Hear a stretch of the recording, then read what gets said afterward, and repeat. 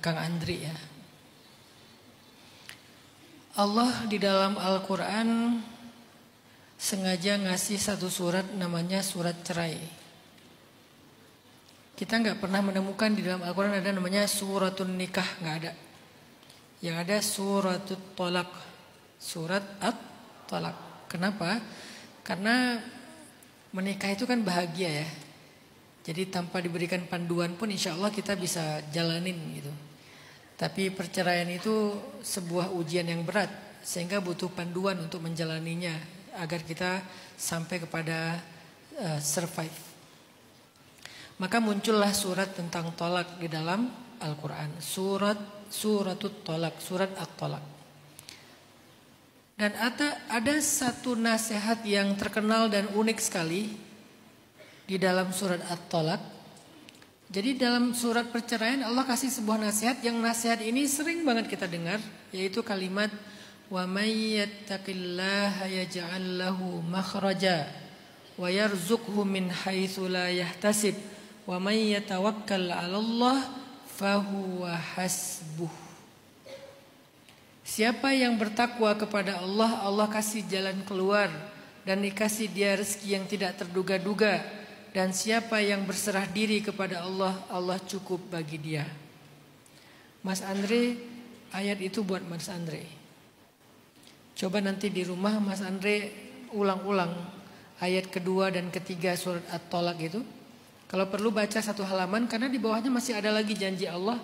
Wa may yattaqillaha yaj'al lahu min amrihi yusra wa may yattaqillaha yukaffir anhu sayyi'atihi wa yu'dhim lahu ajra. Ada banyak janji Allah, tapi yang paling terkenal yang di atas tadi ayat kedua dan ketiga.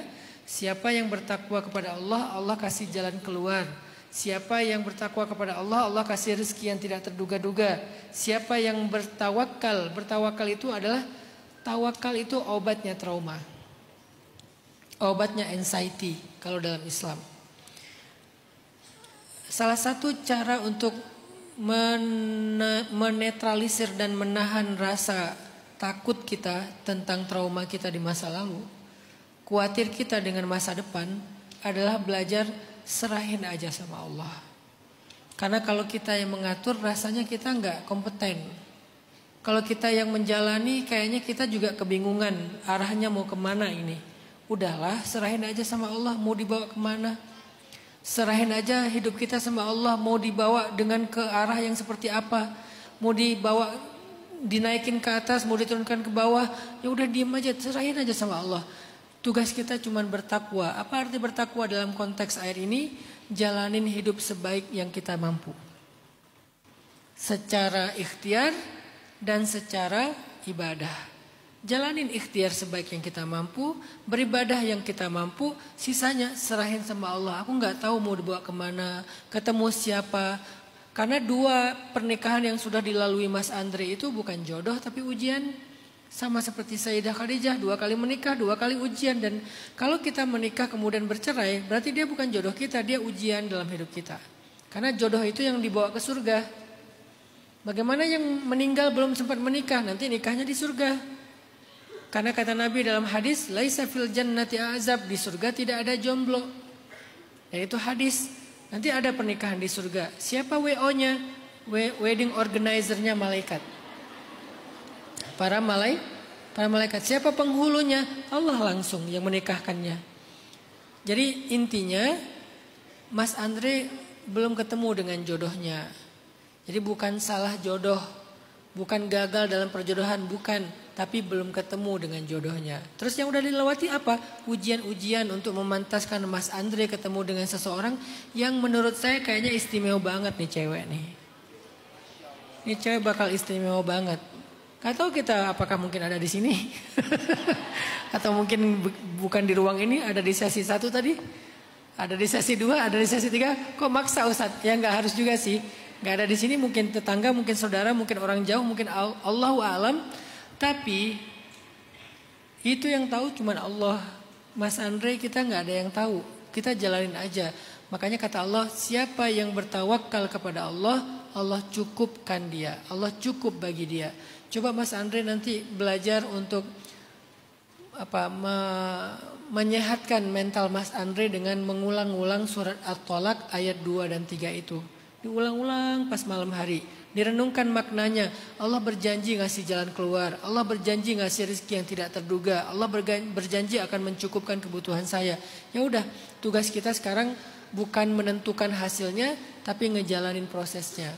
Dengan ikhtiar terbaik, dengan ibadah terbaik. Udah, sisanya serahin aja sama Allah. Ikutin aja Allah mau bawa kemana. Kayak orang yang lagi tutup mata naik kendaraan, terserah mau dibawa sama supir itu kemana, kita percaya sama supir itu. Insya Allah sampai kok gitu. Saya kemarin pas datang ke sebuah pulau itu naik kapal kecil. Karena saya percaya dengan guide-nya, plus percaya dengan nahkodanya, walaupun ombaknya gede dan kita tuh kebanting-banting, itu sedikit bikin saya lebih tenang. Tetap mual sih, secara biologis kan mual dong. Tapi secara psikis saya nggak khawatir. Saya tenang. Kenapa? Saya percaya mereka tahu jalan. Dan saya percaya dia ngerti gitu. Dia mampu untuk membawa perahu itu sampai ke tujuan. Akhirnya tenang ngejalaninnya. Yang terjadi apa? Saya di kapal tutup mata aja sambil sholawatan. Kenapa sholawatan Ustaz? Karena itu salah satu di antara hobi saya. Kalau lagi nganggur ya sholawatan. Karena saya berharap dapat syafaat Rasul. Ya udah, saya dengan gini tutup mata aja. Karena kalau saya buka mata pusing. Ya udah, saya tutup mata, tawakal. Tawakal kepada siapa? Setelah tawakal kepada Allah, ya tawakal kepada nahkoda. Dia yang ngerti jalan, kepada guide-nya. Ya udah, pas saya buka mata tiba-tiba udah kelihatan pulaunya tuh. Pulaunya udah kelihatan. Alhamdulillah udah mau sampai. Akhirnya sampai. Jadi memang tawakal itu menenangkan. Masalahnya bisa nggak kita serahin sisa hidup kita, rencana kita, akhir dari cerita kita itu kepada Allah. Biar Allah yang menuliskan bakal kayak gimana. Saya pun menjalani hidup sebagian dengan itu. Sebagian dengan syukur dan sabar, sisanya dengan tawakal. Yang udah lewat kita syukuri dan kita sabari, yang akan datang ya kita serahin sama Allah dengan tawakal.